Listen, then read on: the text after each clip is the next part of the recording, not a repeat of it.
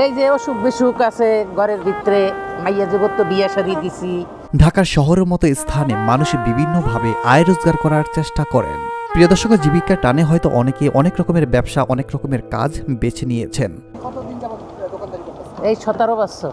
ভালো সমস্যা হয়েছে, ভালো হয়েছে, আল্লাহ দিলে খারাপ হয় নাই। অনেক হয়তো ব্যবসা এবং চাকরি করে সফলতা অর্জন করতে পেরেছে, আবার অনেকে নিজের কাজে নিজেই করে সফলতা খুঁজে পেয়েছেন। একজন একজনের মতো করে ব্যবসা বাণিজ্য এবং কাজ বেছে নিয়েছে।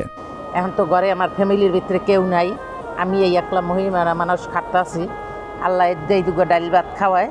আবার অনেকে নিয়েছে ফুটপাতে যে কোনো একটি ব্যবসা। প্রিয় দর্শক, আজ আমরা কথা বলবো একজন নারী ফুটপাতে পিঠা বিক্রি করে পরিবার এবং প্রিয়জনকে নিয়ে ভালোভাবে চলছেন।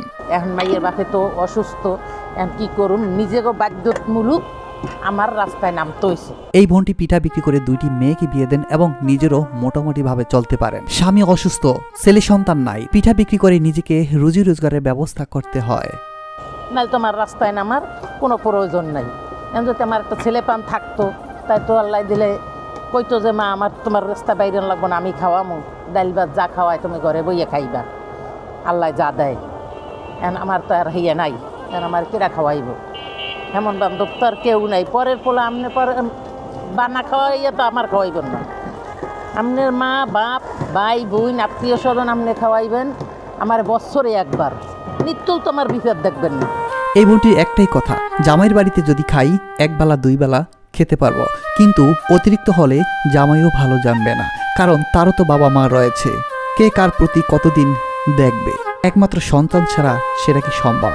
আমার মাইয়া এমনি যদি 2 দিন না নেন, আমার মাইয়া আমার কইয়ে নিতে পারবো না যে আমার মারলে গেইডে লো ওইডে লো ওইডে লো।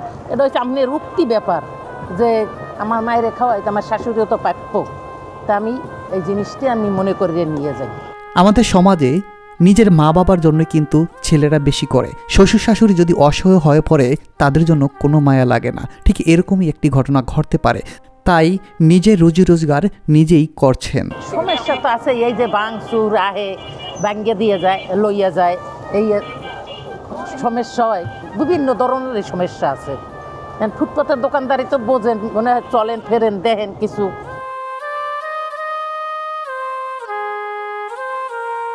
অতি ফার্স্টে বেশি বাঁকা পিঠে শীতের সময়, ওই বাঁকা পিঠে শেষ হয়ে যাওয়ার পর ধরছি এই শীতের পিঠে।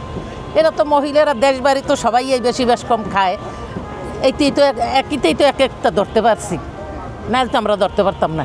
এই যেমন আপনি এইটা না শিখে তো আপনি ধরতে পারছেন না, আপনি শিখছেন, ট্রেনিং দিয়েছেন, ট্রেনিং দেওয়ার পর আপনার অভিজ্ঞতার কারণে আপনি পারতেছেন, আর আমরা তো এইটা পারুম না, আমরা এটা কিছু বুঝুম না।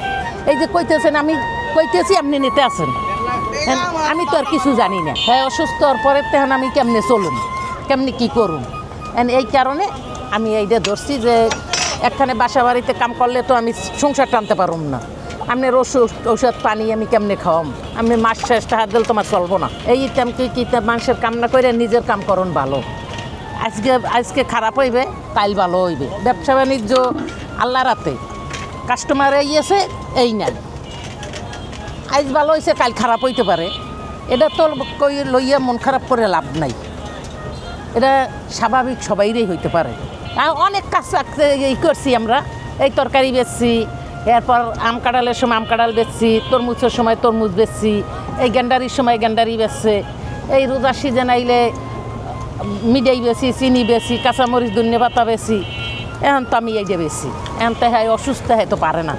প্রিয় দর্শক, প্রতিটা পুরুষের পাশাপাশি মহিলারাও অনেক পরিশ্রম করে একটি সংসার টিকিয়ে রাখার জন্য। স্বামী অসুস্থ, তারপরও নিজের পরিশ্রমে স্বামীকে সেবা যত্ন এবং নিজেদের রুজি রোজগারের ব্যবস্থা করছেন এই পিঠা বিক্রি করে।